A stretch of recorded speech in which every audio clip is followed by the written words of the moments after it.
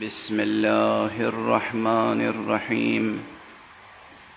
الحمد لله رب العالمين، والصلاة والسلام على أشرف الخلائق أجمعين، سيدنا وسيد الأولين والآخرين، حبيبنا وحبيب إله العالمين، إمام المرسلين وخاتم النبيين، أبي القاسم المصطفى محمد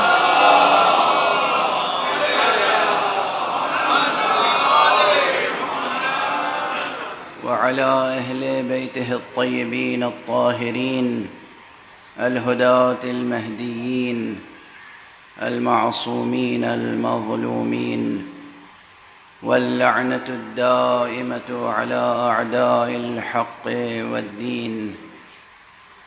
أما بعد، فقد قال الله تعالى عز اسمه في محكم كتابه ومتقن خطابه: بسم الله الرحمن الرحيم. شهد الله أنه لا إله إلا هو والملائكة وأولو العلم قائما بالقسط، لا إله إلا هو العزيز الحكيم. صدق الله العلي العظيم.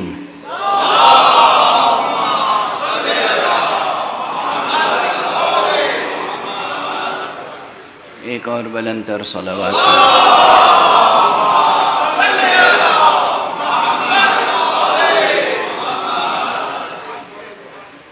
قرآن حکیم کا اعجاز سخن نطق و منطق انسانی کو للکار رہا ہے.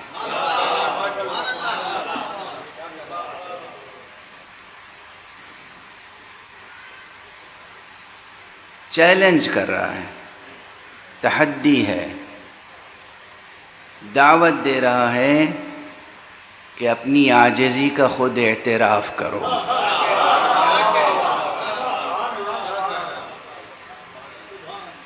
معجزے کی ایک بہت عام فہم تعریف یہ ہو سکتی ہے کہ معجزہ اس حجت الہی کو کہتے ہیں کہ جو انسان سے اس کی عاجزی کا اعتراف کرا لے.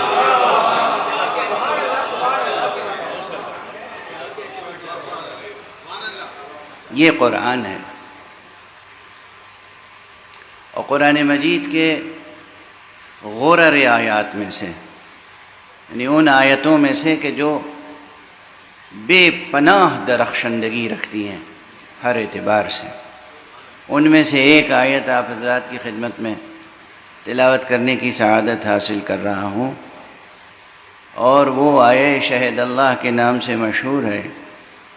بظاہر اس میں مضمون توحید ہے، اور اسی لیے میں نے عرض کیا تھا کہ یہ ممکن نہیں ہے کہ حسین کی مجلس ہو اور اللہ کا ذکر نہ ہو.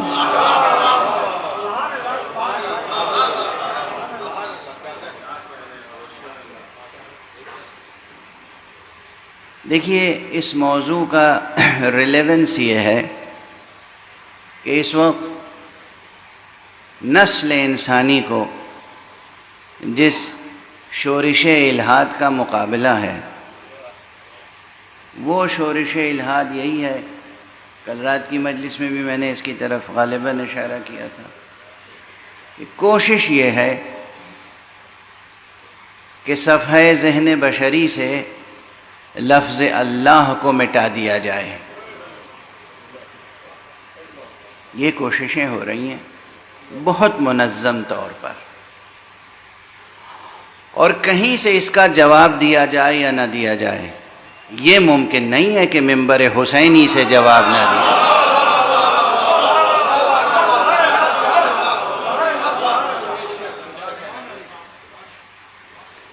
ممکن ہے اور وہ مراکز جہاں سے امید ہوتی ہے کہ جواب آئے گا، ممکن ہے کہ وہ کوئی امداد لے کے چپ ہو جائیں.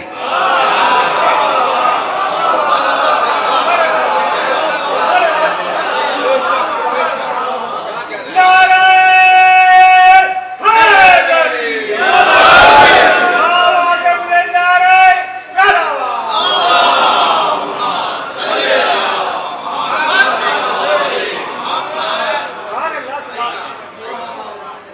مگر یہ ممکن نہیں ہے کہ ممبر مجلس حسینی سے اٹھنے والی آواز دب کے رہ جائے. یہاں خاموشی اختیار کر لی جائے، اور وہ بھی باب توحید میں، وہ بھی باب توحید میں. دیکھیے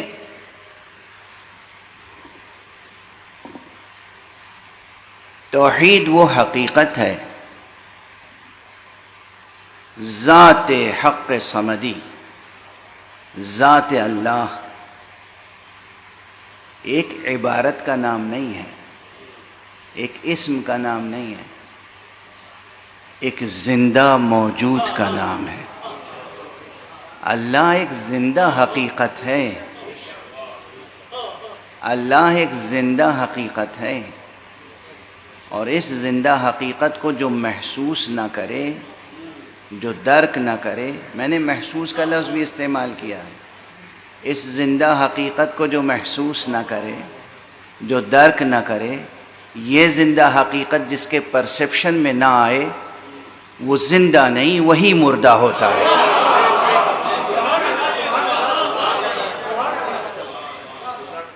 اسی لیے یہ پھیپھڑوں سے سانس لینے والے زندوں کی کوئی قدر و قیمت نہیں ہے. قدر و قیمت ان کی ہے جو اپنے پورے وجود سے نسیم بہشت میں سانس لیتے ہیں اور حضرت حق سبحانہ و تعالی کی معرفت پیدا کرتے ہیں. جوانان عزیز، توحید اگر نہیں ہے آپ کے پاس تو کچھ نہیں ہے. اللہ اگر نہیں ہے کچھ بھی نہیں ہے.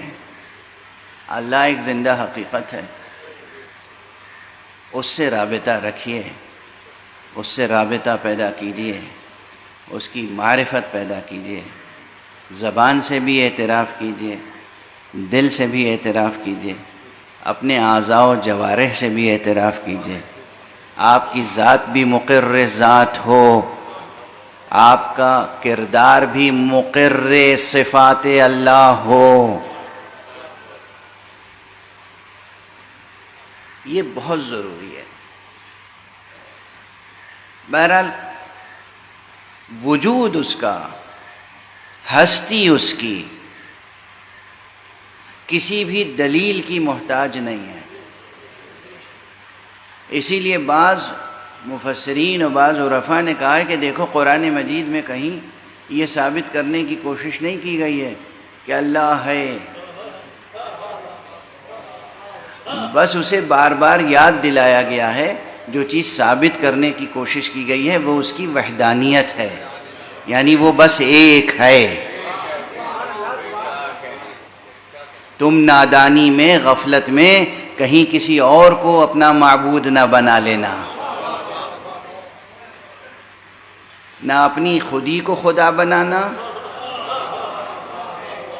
نہ اپنے ہوائے نفس کو معبود بنا لینا، نہ کسی اور شے کو.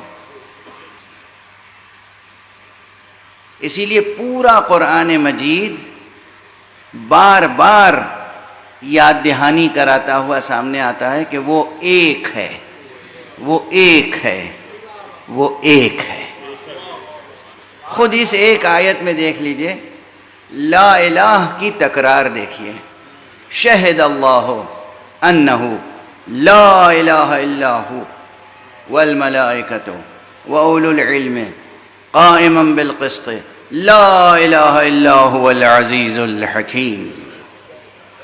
کیا جاہ و جلال ہے، کیا لہجہ مشیت ہے، کیا بیان قرآنی ہے، کیا اس میں نورانیت ہے. میں نے کل گزارش کی تھی غالباً آپ سے کہ اسے ہر شب تلاوت کرنے کی کوشش کیجیے.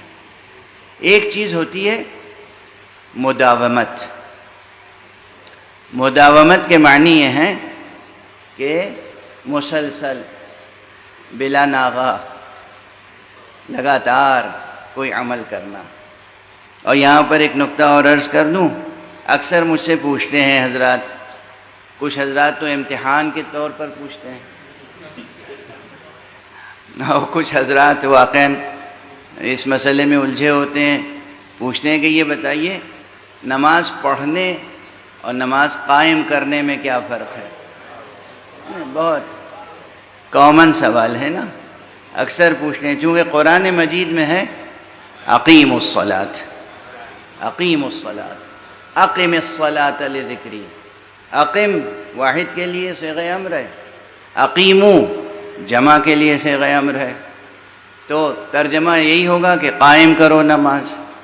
نماز پڑھنے اور نماز قائم کرنے میں کیا فرق ہے؟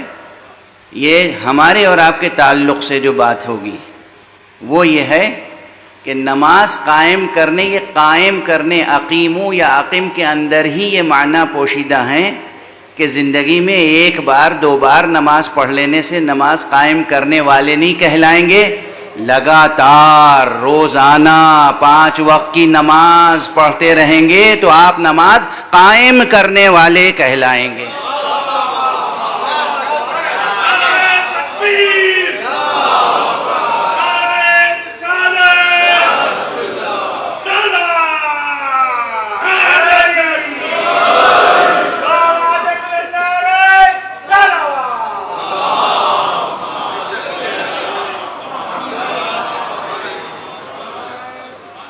تو نماز پڑھنے اور نماز قائم کرنے میں فرق یہ ہے، کتاب میں نماز کی ترکیب پڑھ دینا وہ نماز پڑھنا ہوا، یہ کتاب الصلاۃ ہم نے پڑھ لی، نماز کے احکام پڑھ لیے، نماز کا طریقہ، نماز کی ترکیب پڑھ لی ہم نے، اور عملاً روزانہ فرض 5 وقت کی نمازیں پڑھتے رہنا مدت العمر، یہ ہے نماز قائم کرنا، یعنی یہ لگاتار مداومت کا مفہوم اس اقیمو میں موجود ہے، اس کے معنی میں موجود ہے، یہ الگ سے میں کوئی اضافہ نہیں کر رہا ہوں، اس کے لیے کوئی الگ سے عبارت یا لفظ لانے کی ضرورت نہیں ہے۔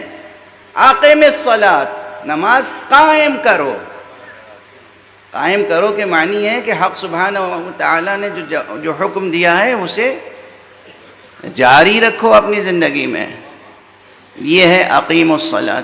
تو بہرحال مداومت کے آثار ہوتے ہیں، اور مداومت کا حکم اس لیے دیا گیا کہ جتنی شدت کے ساتھ ذہن انسانی اور قلب انسانی سفر کرتا ہے، اس کائنات میں کوئی شے اتنی تیزی، اتنی سرعت اور اتنی شدت کے ساتھ سفر نہیں کرتی۔ فکر کی رفتار بہت تیز ہے، فکر انسانی، قلب انسانی بہت جلد منقلب ہو جاتا ہے۔ قلب کا نام قلب رکھا ہی اس لیے گیا ہے کہ وہ منقلب ہوتا رہتا ہے۔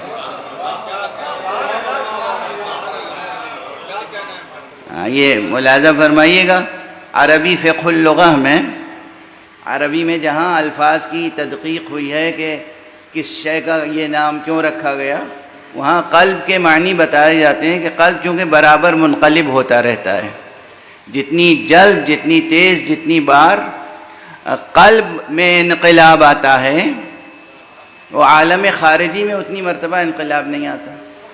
تو یہ دل اور یہ ذہن، اس کے انقلاب کی کوئی انتہا نہیں، اس کی سرعت کی کوئی انتہا نہیں، اور دنیا دار غفلت ہے، دنیا دار غفلت ہے، دنیا دار امتحان ہے، دنیا دار ابتلا ہے۔ اس لیے لازم ہے کہ 24 گھنٹوں میں 5 مرتبہ حق سبحانہ و تعالی سے وابستہ ہوا جائے۔ اگر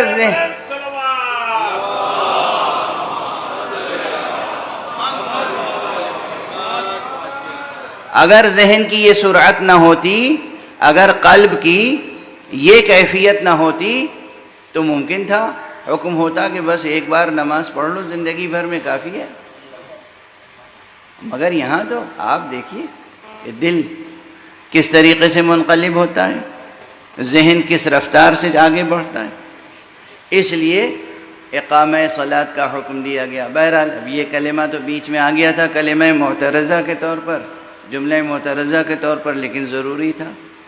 بات مداومت کی تھی کہ مداومت کے آثار ہوتے ہیں، یعنی لگاتار کوئی کام کرتے رہنے سے اس کی تاثیر نمایاں ہوتی ہے اور بہت شدت کے ساتھ پھر نمایاں ہوتی ہے۔ اس لیے کسی بھی تلاوت کے لیے کہا جاتا ہے کہ بھئی مداومت رکھیں، لگاتار پڑھیں اور فکر کرتے رہیں اسی آیت کے مضمون میں۔ فکر کرنے کے تعلق سے کل تو میں نے مکتبی بحث ایک چھیڑی تھی، حرف گن رہا تھا، لفظیں گن رہا تھا۔ آج بھی مکتبی بحث کا ایک رخ اور عرض کروں گا۔ یہ جو کہا جاتا ہے نا کہ یہ آیت بہت تہدار ہے، یہ عبارت بہت تہدار ہے، اب عبارت یہ معنی بہت تہدار ہے، یہ مضمون بہت تہدار ہے، کہتے ہیں ادبا نقاد دان سخن۔ میں اکثر عرض کرتا ہوں اس کو ایک محسوس پیکر عطا کر دوں آپ حضرات کے سامنے، ایک مثال دے کر، ایک بصری مثال دے کر۔ کتابت یا لکھنے سے متعلق جو بصری فنون ہیں ان میں ظاہر ہے سب سے پہلے فن خطابت ہے، فن خط ہے، فن خط، لکھنے کا ہنر، جو اب تقریباً دنیا سے یہ ہنر بھی مٹتا جا رہا ہے۔ دیکھیے نا کیا کیا مٹ رہا ہے، ذرا ہوش کے ناخن تو لیں۔ اب تو کمپیوٹرز آ گئے، لیپ ٹاپ آ گیا، ہر چیز آ گئی، بس آپ اشاروں سے سب کام کرتے ہیں۔ تو جو آپ کی چٹکیوں میں ہنر تھا معنی کی تصویر بنانے کا، وہ ختم ہوتا جا رہا ہے۔ اب بچے کہاں بیٹھ کے لکھتے ہیں، مشق کرتے ہیں۔ ہم تو اس زمانے کے ہیں کم سے کم کہ ہم نے تختی پر بھی خوب مشق کی ہے، سلیٹ پہ ہو، تختی پہ۔ اور ایک عجیب و غریب چیز بچوں کو سکھا دی گئی ہے کہ جتنے تم بدخط ہو گے اس کا مطلب یہ ہے کہ تم جینیس ہو۔ اے سبحان اللہ! ہاں، عجیب عجیب تھیوری لے کے آتے ہیں لوگ، یہ سخن فروش۔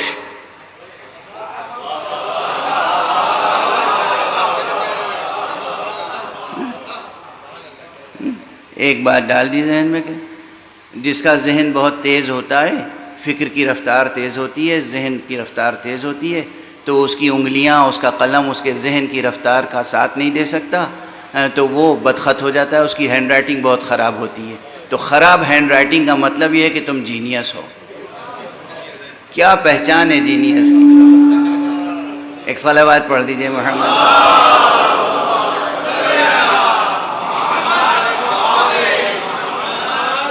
اس فریب میں نہ آنا بچوں۔ ظاہر ہے جب بچوں کہہ دیا تو آپ حضرات بزرگ جو ہیں بچے ہوئے ہیں، میں بچوں اور جوانوں سے کہہ رہا ہوں یہ چٹکیوں میں بھی ہنر ہونا چاہیے۔ اور فن خط، فن کتابت ایک فن ہے، ایک ہنر ہے۔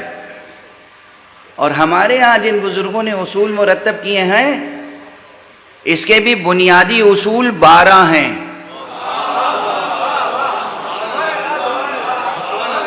تحقیق کرنا، دیکھنا، سیکھنا، 12 بنیادی اصول ہیں، 12 بنیادی اصطلاحیں ہیں ان بزرگوں نے جنہوں نے یہ نسخ اور نستعلیق کے طریقے ایجاد کیے۔ اور اس کے بعد پھر اس میں ہوا تفنن، فناوری، آرٹ داخل ہوا، انسان کا ذوق جمال داخل ہوا، تحریر کی جمالیات کو نکھارا گیا، اور پھر اس میں طرح طرح کے خط ایجاد ہوئے۔ اس میں سے میں سب کا تو تذکرہ نہیں کر سکتا، یہ صرف شوق دلانے کے لیے، وہی بچوں کو شوق دلانے کے لیے عرض کر رہا ہوں، چونکہ اب مجلسوں میں کہیں ذاتی نشستوں میں بھی کسی ڈرائنگ روم کی ٹیبل ٹاک پر بھی کہیں پر یہ ذکر تو ہوتا نہیں ہوگا، تو اس لیے میں ذکر کر رہا ہوں کہ کاش کسی کے دل میں بھی شوق پیدا ہو جائے۔ یہ سب فن زندہ رکھے جانے والے فن ہیں۔ اچھی ہینڈ رائٹنگ، اچھی تحریر، ہاتھ سے قلم سے لکھنے کا ہنر. اور جو میں نے ابھی ایک فقرہ استعمال کیا تھا کہ چٹکیوں سے انگلیوں میں ہاتھ میں قلم لے کر معنی کا پیکر بنا دینا، معنی کی تصویر، جو چیز آنکھوں سے نظر نہیں آ سکتی اس کی ایک ایسی تصویر بنا دینا جو آنکھوں سے نظر آئے. تو اس فن خطاطی میں ایک فن ایسا ہے جسے کہتے ہیں خط گلزار، اسے خط ریحاں بھی کہتے ہیں. یہ ایسا لکھا جاتا ہے، طغرا اس سے بنتا ہے، بڑے بڑے طغرے بنائے جاتے ہیں، کتبے بنائے جاتے ہیں. یہ لفظ کتبہ ہے، کتبہ نہیں ہے. تو یہ بنائے جاتے ہیں. اس میں دیکھو گے کہ بظاہر ایک لفظ لکھا ہوا ہے، مثلا اللہ لکھا ہوا ہے، دور سے دیکھا تو اللہ لکھا ہوا ہے، قریب گئے تو دیکھا کہ اللہ کا جو الف ہے اس میں پورا لا الہ الا اللہ لکھا ہوا ہے. دیکھنے میں الف نظر آ رہا ہے، اندر اور عبارت، اندر عبارت، ادر عبارت، کلمے کے اندر کلمہ، کلمے کے اندر کلمہ، کلمے. دور سے دیکھو تو معلوم ہوا کہ کوئی ایک گلدستے کی شبیہ ہے، اندر جا کے غور سے دیکھا تو دیکھا یہ تو ایک پورا قرآن مجید کا سورہ لکھا ہوا ہے، پوری عبارت لکھی ہوئی ہے. غور فرما رہے ہیں آپ؟ یہ جو فن ہے، دیکھنے میں ایک لفظ نظر آئے، غور سے دیکھو تو اسی میں بہت سے الفاظ نظر آئیں. یہ فن اگر ذہن نے قبول کر لیا تو جب ہم ایک آیت پڑھیں گے شہد اللہ تو اس میں اور بہت سے معنی نظر آئیں گے.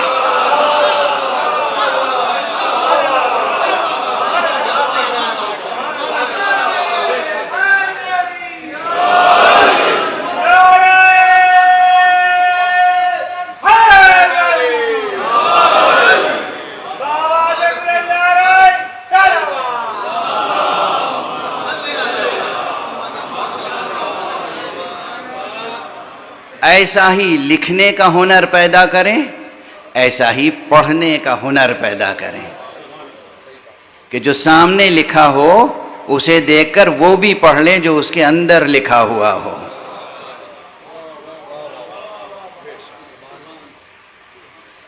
میں یہ کہتا ہوں کہ قرآن مجید میں تو جگہ جگہ خط گلزار میں حقیقتیں بیان ہوئی ہیں، جگہ جگہ خط ریحان میں حقیقتیں مرتسم کی گئی ہیں. اب یہاں پر دیکھ لیں کہ بظاہر، آج تفصیل تو نہیں عرض کر سکوں گا لیکن ایک اشارہ عرض کر رہا ہوں. بظاہر معلوم ہوتا ہے کہ یہ آیت صرف مضمون توحید کی حامل ہے. اسی آیت میں مضمون توحید بھی ہے، اسی آیت میں صفت عدل الہی کا ذکر بھی ہے، اسی آیت میں مقام و منصب نبوت کا ذکر بھی ہے، اسی آیت میں مقام و منصب ولایت و امامت کا ذکر بھی ہے، اور اسی آیت میں مقام و منصب ولایت کی عصمت کا ذکر بھی ہے. آپ نے دیکھا کہ اس آیت کریمہ کی گہرائی کتنی ہے. یہ تو چند عناوین ہیں جو بظاہر اس فقیر کے سامنے آ گئے، جو اور شرف نگاہی سے کام لیتے ہوں گے ان کی کیا کیفیت ہوگی. شہد اللہ انہ لا الہ الا ہو، گواہی دیتا ہے وہ پروردگار خود کہ کوئی نہیں ہے معبود برحق اس کے علاوہ. اب اس وقت پھر ایک روایت اور یاد آ گئی، عرض کرتا ہوا آگے بڑھوں. علوم قرآن سے متعلق بہت سے علوم ہیں، ایک علم نہیں ہے، علوم ہیں، علوم مجموعہ ہے علوم کا. علوم قرآن سے متعلق جو مشہور چند علوم ہیں ان میں سے ایک علم ہے علم شأن نزول، جس میں یہ بیان ہوتا ہے کہ یہ آیت کب نازل ہوئی، کس واقعے کے ضمن میں یہ بیان الہی آیا. تو بہرحال اس علم کی اپنی افادیت ہے اور اپنی محدودیت ہے۔ مفسر قرطبی نے اور مفسر بغوی نے اور دیگر مفسرین نے بھی یہ ذکر کیا ہے کہ شام سے 2 یہودی عالم احبار یہ مدینے آئے اور اس نیت سے آئے تھے کہ ہم نبی آخر الزمان سے ملاقات کرنا چاہتے ہیں۔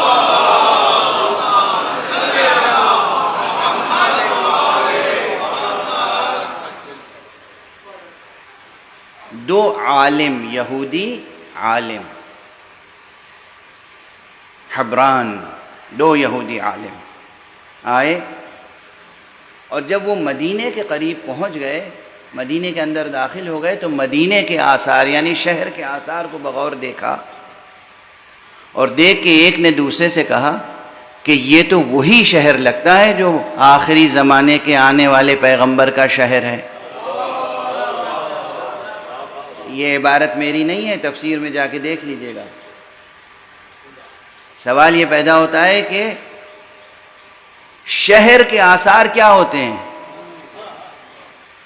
ارے بھائی، در و دیوار، طرز تعمیر، سڑکیں، گلیاں، کوچے، بس یہی تو، باغات، کہیں کوئی تعمیر شدہ مکان ہوگا، کہیں کوئی کھنڈر ہوگا۔ یہ کون سی کتاب تھی ان کے پاس جس میں اتنی تفصیل موجود تھی کہ اس شہر تک کا نقشہ موجود تھا جس شہر میں نبی خاتم کو ظہور کرنا تھا؟ غور طلب ہیں یا نہیں یہ روایتیں؟ اور یہ حق ہے، ہاں، یہ کسی وجہ سے عرض کر رہا ہوں۔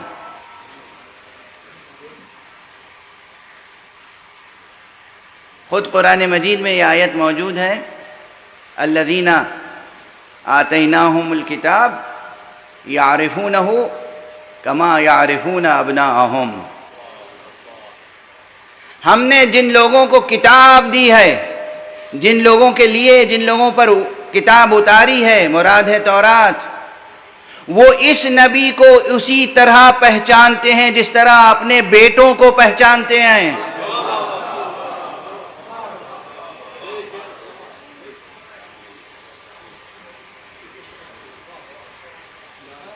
وَإِنَّ فَرِيقًا مِّنْهُمْ لَيَكْتُمُونَهُ وَهُمْ يَعْلَمُونَ، لیکن ان میں سے ایک گروہ ایسا ہے کہ جو اس حقیقت کو چھپاتا ہے جبکہ وہ جانتا ہے، جان بوجھ کر چھپاتا ہے۔ اللہ اکبر۔ یہ سب جو بیان قرآنی ہے یہ صرف عہد پیغمبر تک کے لیے نہیں ہے، ہم اپنی آنکھوں سے دیکھ رہے ہیں بہت سے ایسے ہیں جو حقیقتوں کو جانتے ہیں اور جان بوجھ کر چھپاتے ہیں۔ وہ حقیقتیں ان کی کتابوں میں موجود ہیں اور اس کے باوجود چھپاتے ہیں۔ بہرحال یہ عظیم مقام فکر ہے۔ ایک تو قرآن مجید کی آیت اور اس کے علاوہ اور مقامات بھی ہیں۔ یہ اس لیے عرض کر رہا ہوں کہ ایک عجیب و غریب بحث ہے جس کا حق آج تک ادا نہ ہو سکا۔ علمی بحث ہے، قرآنی بحث ہے، اسلامی بحث ہے اور عقیدے سے متعلق بحث ہے۔ ہم جب کہتے ہیں، اپنے ائمہ کا تذکرہ کرتے ہیں، 12 اماموں میں سے ہر ایک امام کی بات اگر نہ بھی کریں آپ، صرف امام اول، امیر المؤمنین، امام المتقین، علی ابن ابی طالب علیہ السلام کی بات کریں تو ایک سوال برابر اٹھتا ہے کہ یہ بتائیے کہ ان کا قرآن مجید میں ذکر کیوں نہیں ہے؟ یعنی اولاً تو انہوں نے یہ تسلیم کر لیا، فرض کر لیا کہ نہیں ہے، اور اس کے بعد ہم سے جواب طلب کرتے ہیں کہ کیوں نہیں ہے. حالانکہ اب یہ میرا پرانا جملہ ہے کہ جب بھی آپ سے کوئی کہے کہ قرآن میں علی کا ذکر کیوں نہیں ہے، آپ بلا تأمل پوری علمی شجاعت کے ساتھ کہیے، پورے یقین کے ساتھ، کہاں نہیں ہے.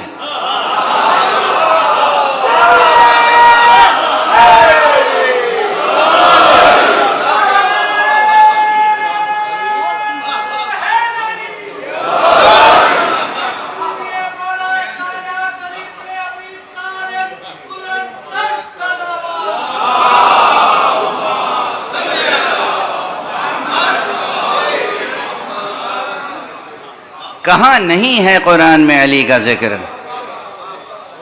آپ کہیے تم نے قرآن ٹھیک سے پڑھا نہیں ہے، روا روی میں پڑھ لیا، سرسری طور پہ پڑھ لیا. قرآن ایسے پڑھنے کی کتاب نہیں ہے. کہاں نہیں ہے علی کا تذکرہ؟ اچھا، اب اسے آپ سمجھیں گے کہ خطیبانہ جواب ہے. نہیں، ہرگز نہیں. کس طرح تذکرے آتے ہیں اللہ کی طرف سے آنے والی کتابوں میں، یہ ایک بڑا سوال ہے. ہم سب کا یقین ہے، اور تقریباً تمام ملت اسلامیہ کا اس بات پر یقین ہے، اتفاق ہے، کہ ہمارے پیغمبر حضرت ختمی مرتبہ صلی اللہ علیہ وسلم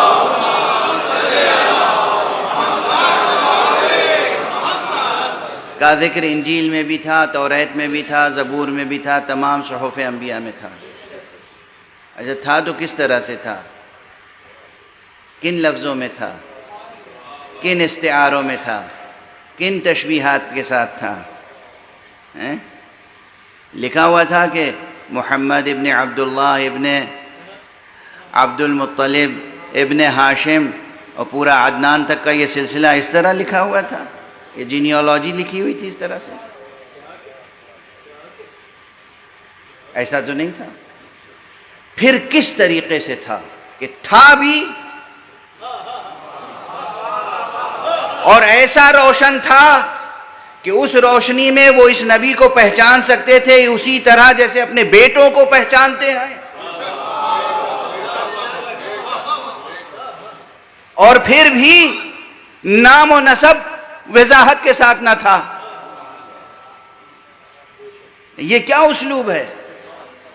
اور ہمارے یہاں یہ بحث اہم ہے یا نہیں؟ ذہن کو بھی جھنجھوڑنے والی ہے، اور قلم کو اٹھا کر اس کا حق ادا کرنے کی بھی ضرورت ہے. کس طریقے سے تھا؟ اس فقیر نے تو توریت میں سے ایک آیت تلاش کرنے کے لیے عبرانی زبان تک سیکھنے کی سعی کی، کوشش کی اور سعادت حاصل کی. اور اس طرح کی جو روایتیں ہیں کہ ایک یہودی آیا اور اس نے حضور سے یہ سوال کیا، اور ایک یہودی آیا اور اس نے جناب امیر علیہ السلام سے یہ سوال کیا، اور یہ دو یہودی آئے اور وہ اس ارادے سے آئے.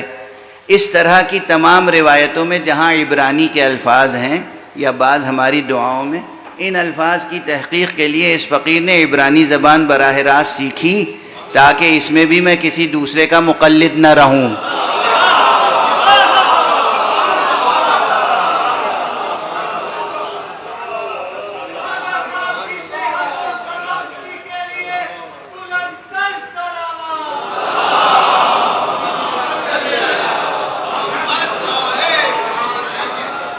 میں خود دیکھ سکوں کہ یہ لفظ، یہ کلمہ یہ عبرانی زبان کا ہے یا نہیں ہے تو اس کے معنی کیا ہیں.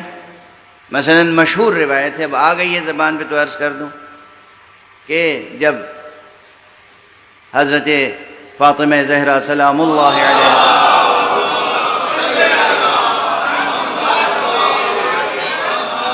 کہ یہاں حضرت امام حسن علیہ السلام کی ولادت ہوئی،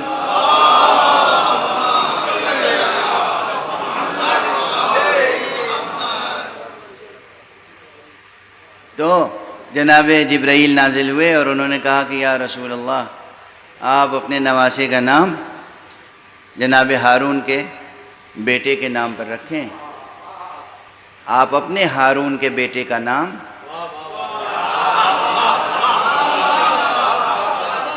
موسیٰ کے ہارون کے بیٹے کے نام پر رکھیں. کہا کیا تھا نام؟ کہا شبر تھا. کہا تو یہ تو عبرانی کا لفظ ہے، ہم تو عربی ہیں. تو کہا پھر آپ اپنے بیٹے کا نام حسن رکھیں. اور اسی طرح جب حضرت امام حسین علیہ السلام کی ولادت ہوئی،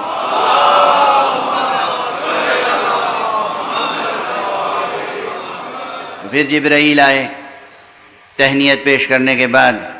کہا یا رسول اللہ، حضرت ہارون کے چھوٹے بیٹے کا نام شبیر تھا، آپ بھی شبیر رکھیں، شبیر یا شبیر. تو حضرت نے کہا یہ تو عبرانی ہے، ہم تو عربی ہیں. کہا پھر آپ حسین نام رکھیے. اس کے بعد جب جناب محسن کی ولادت کا وقت قریب ہوا اور حضرت کو علم ہوا کہ ایک بیٹا اور فاطمہ کے یہاں ہونے والا ہے، تو پھر جبرائیل آئے اور کہا ایک بیٹا اور ہونے والا ہے، اس کا نام آپ مشبر رکھیے گا. اس لیے کہ ہارون کے تیسرے بیٹے کا نام مشبر تھا. شبر، شبیر، مشبر، یہ سب کلمات عبرانی کے ہیں. میں نے یہ روایت پڑھ لی کتاب میں، لیکن جستجو رہی کہ دیکھوں تو صحیح عبرانی کی کتابوں میں یہ الفاظ، یہ اسماء ہیں یا نہیں، اور حضرت ہارون کے بیٹوں کے یہ نام تھے یا نہیں، تاکہ جب ہم روایت پیش کریں تو کوئی یہ الزام نہ دے کہ آپ نے گویا کہ ایک ضعیف روایت اور مجعولہ روایت پڑھ دی. تو اس فقیر نے تحقیق کی اور ان اسماء کو ڈسکور کیا، دیکھا اپنی ان آنکھوں سے، اور اس کے بعد لندن میں ایک یہودیوں کے سناگوگ میں جا کے ان کے علماء سے، ان کے احبار سے پوچھا کہ بتائیے یہ درست ہے یا نہیں، اور انہوں نے کہا درست ہے.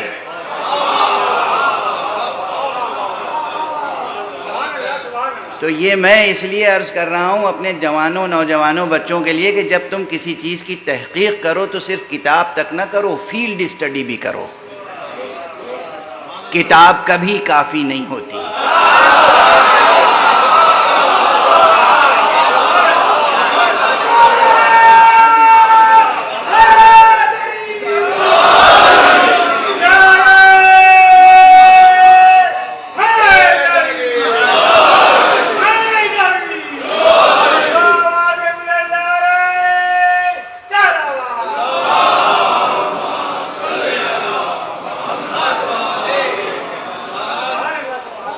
جس علم میں قدم رکھو، جس میدان میں قدم رکھو، جس فن کو حاصل کرو، جس کتاب کو پڑھنے کی کوشش کرو، تو جو حد آخر ہے امکانی وہاں تک پہنچنے کی کوشش کرو. بس اسی کا نام اجتہاد ہے. اجتہاد اور کسی چیز کا نام نہیں ہے. اجتہاد یہ ہے کہ آخری منزل تک، تا حد نظر جو آخری سرحد ہے وہاں تک پہنچنے کی کوشش کرو، تاکہ تمہاری کوشش میں کوئی کمی نہ رہ جائے. جسے کہتے ہیں کوئی ایک آنچ کی کسر بھی نہ رہ جائے. آخری منزل تک یہی ہے اجتہاد، اور کچھ نہیں.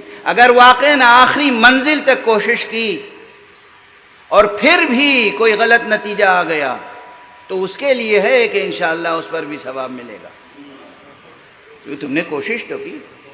وہ عادل پروردگار جو صرف عادل نہیں ہے، محسن بھی ہے، قدیم الاحسان ہے، وہ کریم ہے، وہ رؤوف ہے، وہ رحیم ہے، وہ ودود ہے. اس کے رحم و کرم کی عطا کی کوئی انتہا نہیں ہے. وہ تمہاری کوششوں پر بھی ثواب دیتا ہے.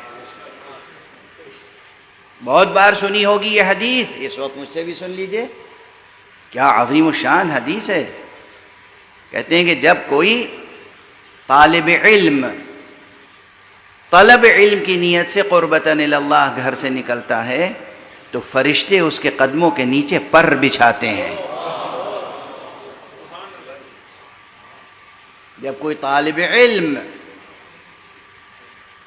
قربتاً اللہ طلب علم کے لیے نکلتا ہے تو فرشتے اس کے پاؤں کے نیچے، قدموں کے نیچے پر بچھاتے ہیں. یہ حدیث صرف ایک مسلک میں نہیں ہے. علم کا رتبہ سمجھیں اور طلب علم کی سعی و کوشش، جد و جہد کی عظمت کو سمجھیں. اور اس سے کبھی پیچھے نہ رہیں، اس سے باز نہ آئیں۔ بہرحال یہ درمیان میں بات آ گئی تھی تو میں نے عرض کر دی۔ اب اس نقطے کی طرف واپس آ رہا ہوں کہ پرانی کتابوں میں کس طریقے سے تذکرہ موجود ہے سرکار رسالت میں آپ کا۔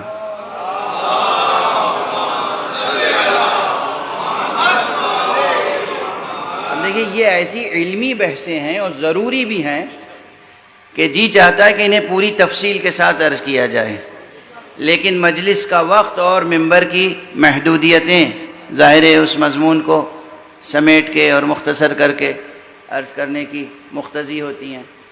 تو عرض کر رہا ہوں کہ توجہ رکھیے گا کہ یہ جو دو احبار آئے، یہ جو دو عالم یہودی آئے شام سے، انہوں نے اپنی کتابوں میں، صحیفوں میں اور اس کی تفسیروں میں، اس کی تاویلوں میں جو ان کے ہاں صحیح سندوں کے ساتھ تھی، اس میں صرف کیا شہر کا تذکرہ تھا، پیغمبر کا تھا اور شہر کا تھا، خاندان پیغمبر کا تذکرہ نہیں تھا۔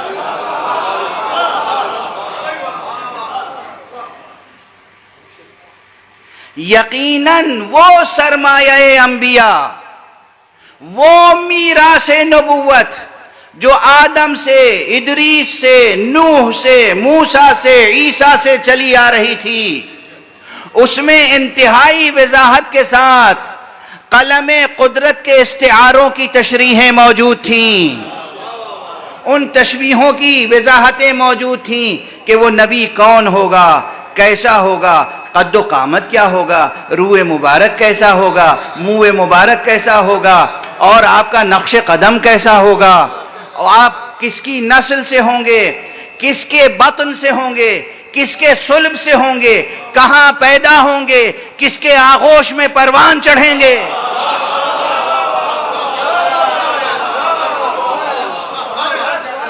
کہاں پیدا ہوں گے، ہجرت کر کے کہاں جائیں گے، جہاں ہجرت کر کے جائیں گے اس شہر کے انداز کیا ہوں گے۔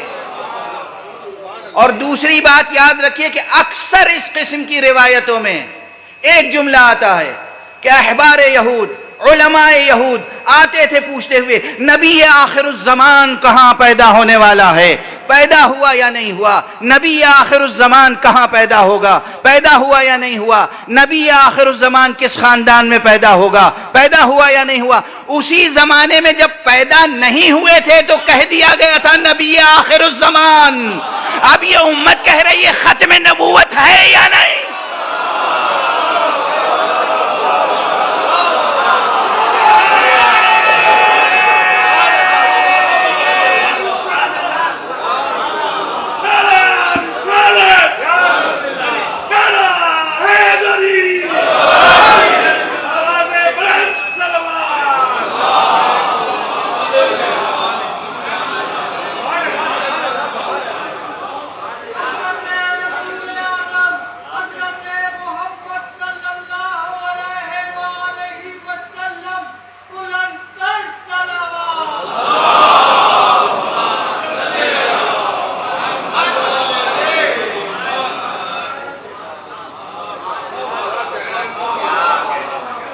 آج بحثیں ہو رہی ہیں ختم نبوت کی تفسیر کیا ہے، ختم نبوت کے معنی کیا ہیں، ختم نبوت سے مراد کیا ہے، نبوت کی کتنی قسمیں ہیں، یہ قسم ختم ہوئی وہ قسم جاری ہے۔ اے سبحان اللہ، چشم بد دور۔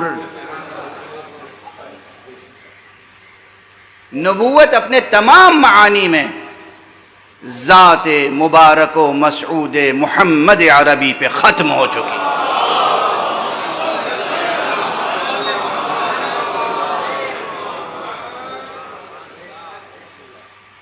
خاتم النبیین بھی وہی ہیں، خاتم النبیین بھی وہی ہیں، نبی خاتم۔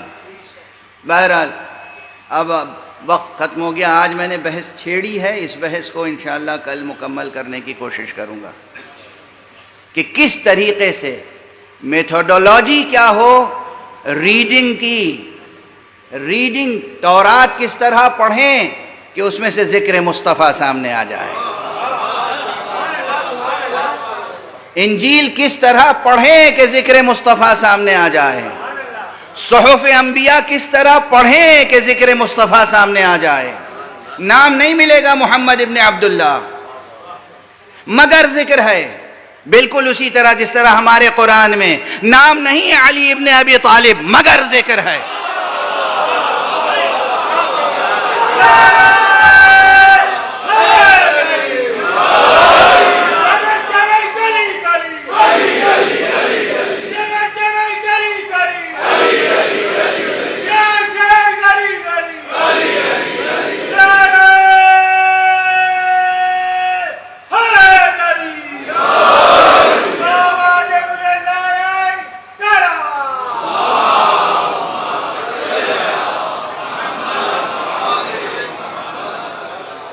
دیکھیے نا، نظر اس لیے نہیں آتا، سمجھ میں اس لیے نہیں آتا کہ وہ میتھوڈولوجی سامنے نہیں ہے اور وہ ہنر نہیں ہے کہ کس طریقے سے آیات کی تلاوت کی جائے اور کس طریقے سے اس کی تفسیر کی جائے. جب انداز معلوم ہو جائے گا کہ پروردگار مستقبل کے واقعات کو کس طرح بیان کرتا ہے تو بات روشن ہو جائے گی، اور قرآن مجید خود ہی روشن کرے گا اسے. میں اپنی طرف سے کہیں سے کوئی بات لے کر عرض نہیں کروں گا، قرآن مجید کی آیتوں سے وضاحت کروں گا انشاءاللہ. لیکن اب آج دامن وقت میں بھی گنجائش نہیں ہے، اور ظاہر ہے کہ آپ حضرات کی بھی مشغولیتیں ہیں. اس ذکر کو چھیڑ دینا میرا کام ہوتا ہے. آپ کے دلوں میں ذہنوں میں یہ ذکر جاری و ساری رہے. بس ایک نقطے کی طرف توجہ دلا دوں، آپ کی طبیعتیں منقلب ہو جائیں گی کہ جس طریقے سے پیغمبر کا تذکرہ پرانی کتابوں میں ہے، بے شک ہے، پیغمبر کا تذکرہ ہے، پیغمبر کے خاندان کا تذکرہ ہے، پیغمبر کے شہر کا تذکرہ ہے. بالکل اسی طرح پیغمبر کی ذریت کی قربانیوں کا تذکرہ بھی ہے. ہمارے یہاں روایتیں موجود ہیں کہ جب حضرت خضر اور حضرت موسیٰ کی ملاقات ہوئی ہے، قرآنی واقعہ ہے، ملاقات تو قرآنی واقعہ ہے. جب حضرت موسیٰ حضرت خضر سے ملنے کے لیے گئے ہیں تو حضرت خضر نے جو باتیں ذکر کی ہیں جناب موسیٰ کے سامنے، ان میں ایک واقعہ کربلا کا بھی تذکرہ ہے.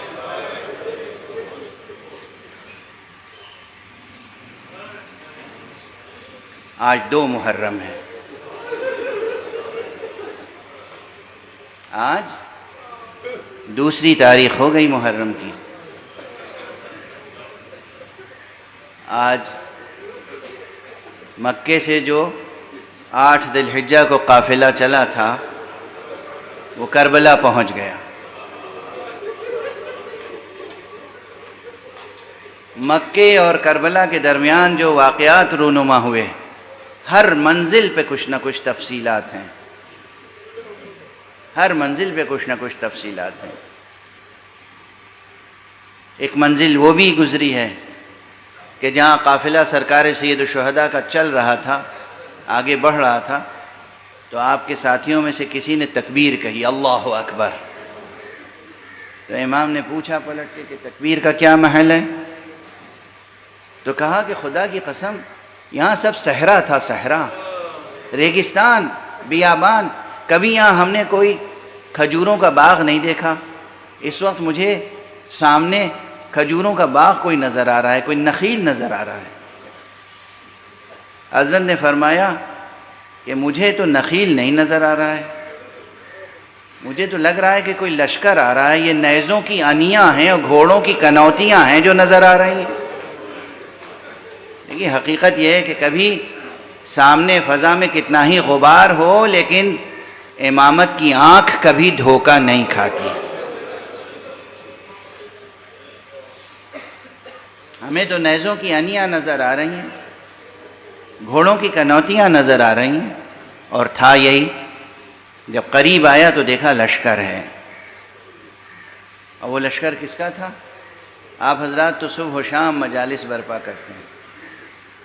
1000 کا لشکر، اور سربراہ لشکر کون تھا؟ حر ابن یزید ریاحی. سامنے آیا، سلام کیا، گفتگو کا آغاز کرنا چاہتا تھا۔ امام نے کہا بات بعد میں ہوگی، میں دیکھ رہا ہوں تم کس قدر پیاسے ہو۔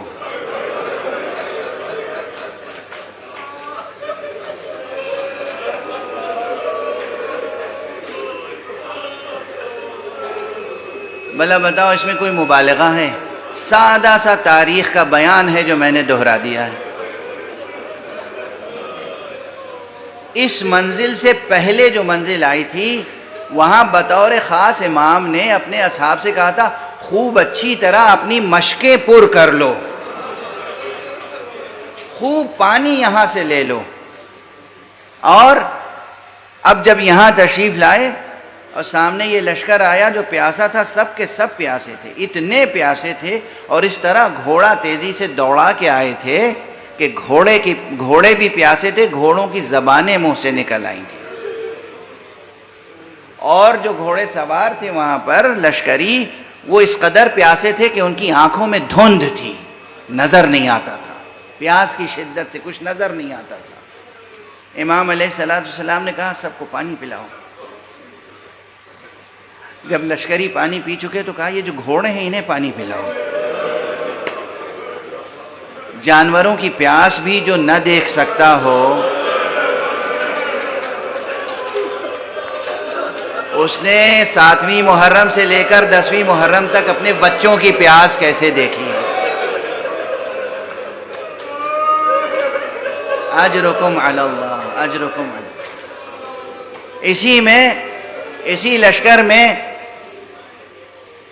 ایک شخص ایسا ہے جو کہتا ہے کہ میں اتنا پیاسا تھا کہ امام حسین کے اصحاب مجھے پانی پلانا چاہتے تھے، میرے منہ کے قریب مشک کا دہانہ لاتے تھے، مگر مجھ سے پیا نہیں جاتا تھا، پانی بہہ جاتا تھا۔ میں نے دیکھا کرسی پہ ایک بزرگوار بیٹھے ہوئے تھے، جب انہوں نے میرا یہ حال دیکھا تو اٹھے، میرے قریب آئے، اپنے ہاتھ سے چلو بنا کے میرے منہ میں پانی پلایا مجھ کو۔ جب مجھے ہوش آیا، جب پانی پی لیا، میں نے پوچھا یہ کون ہے؟ بتایا گیا یہی تو حسین ابن علی۔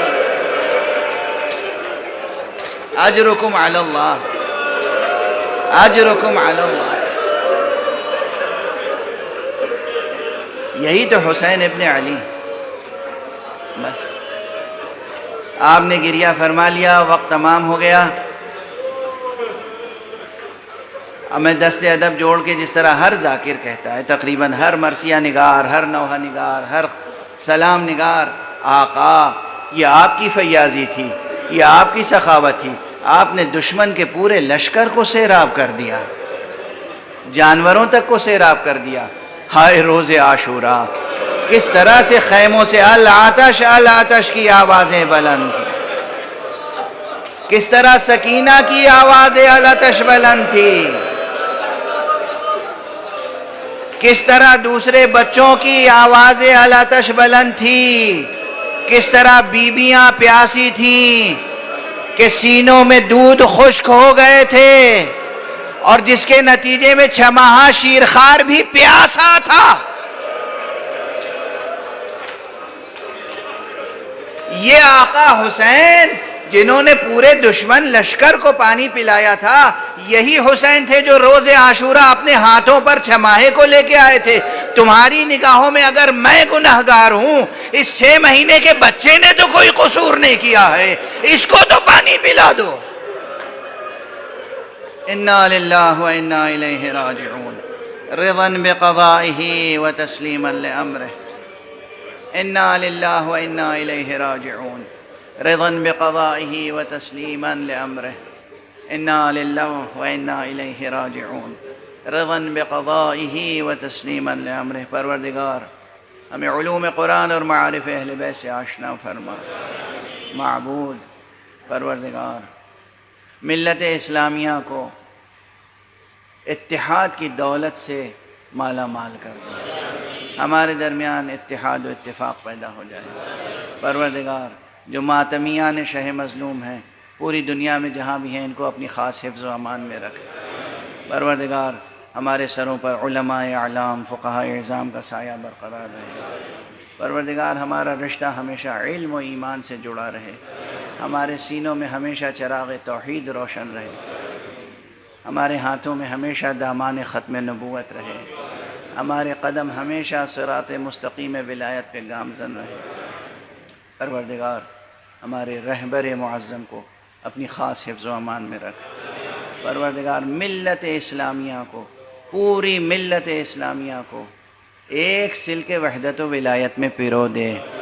پروردگار ہمارے ولی آخر کو اذن ظہور عطا فرما اور ان کے ہاتھوں سے امن و عدل الہی کا پرچم رہے۔